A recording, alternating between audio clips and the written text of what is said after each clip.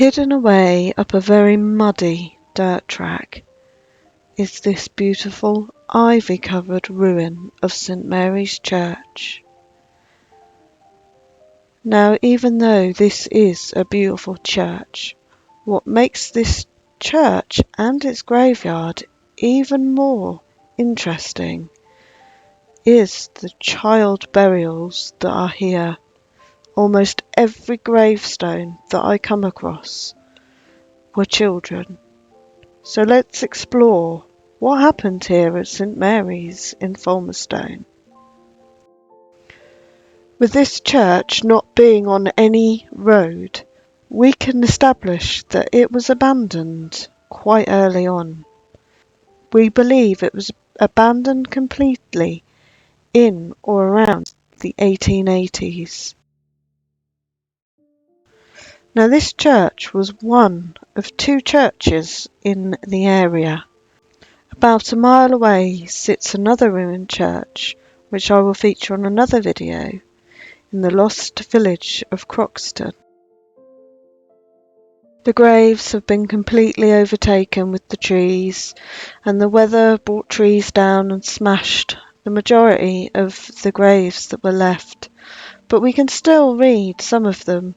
So let's try to explore the lives that were here in Falmerstone.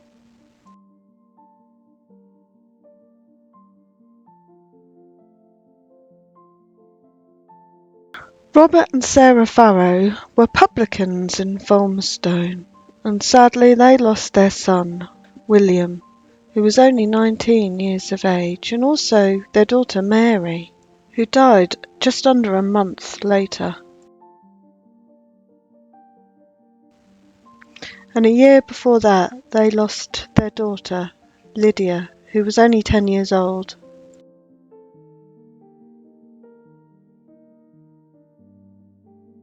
Unfortunately, this was not the end of Robert and Sarah's heartache, because 5 years later, they lost their daughter, Sarah Ann, aged just 26.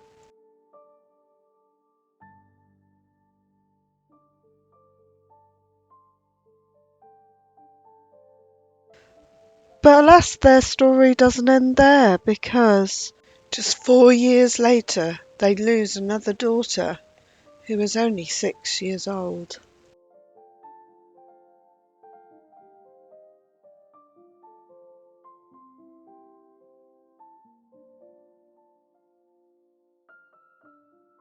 Now we come to the sad story of Thomas and Hannah Wesby, who in 1 week lost most of their children to scarlet fever. The first to die on January the 20th, 1851 was Elizabeth, who was aged just 8.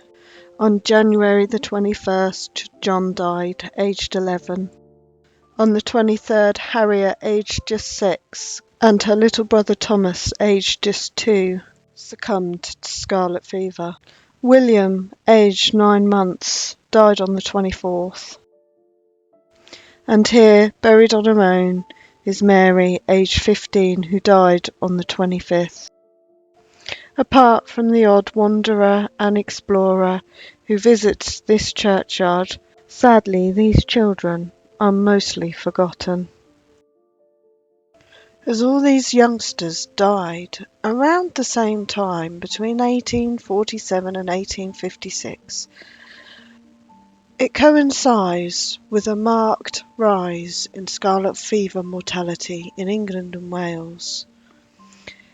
Between 1847 and 1880, it shows that there was an interval of 5 or 6 years where the levels of the epidemic were very high. After 1880, fatal epidemics seem to have gone down a bit, but remnants of the scarlet fever can still be seen in the churchyards today, with all these deaths all around the same time. So I believe Anne Harvey is John Jackson's second wife, as right next door we have Fanny, who was also his wife. Now, Robert and Fanny Applegate are buried in the next churchyard we are going to go and see, which is also a ruin.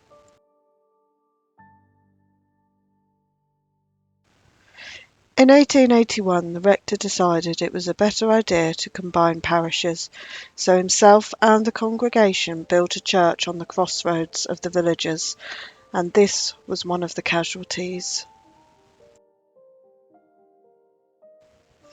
Now up there you can see the original wooden beams that are hundreds of years old.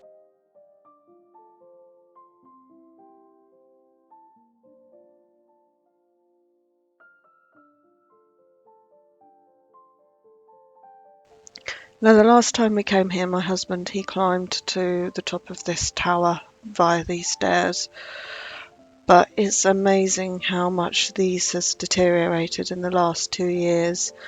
In fact, the whole church has really deteriorated.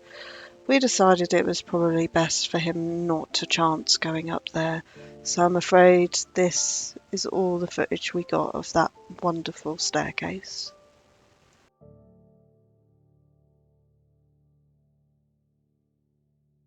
To be buried inside a church was considered somewhat of an honour. You had to be a very high-ranking person or gift the church loads of money or land to get a burial inside a church.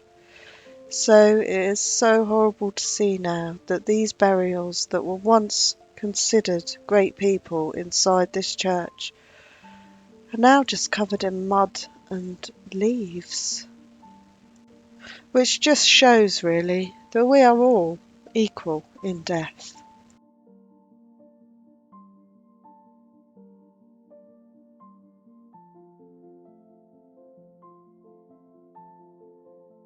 Now this graveyard and the one I'm about to feature in my next video will have a lot of interlinking families. So some of the families you see here I will also be mentioning in the next video because parents, siblings, friends, family, they're all buried either in this churchyard or the next ruined churchyard we're going to see.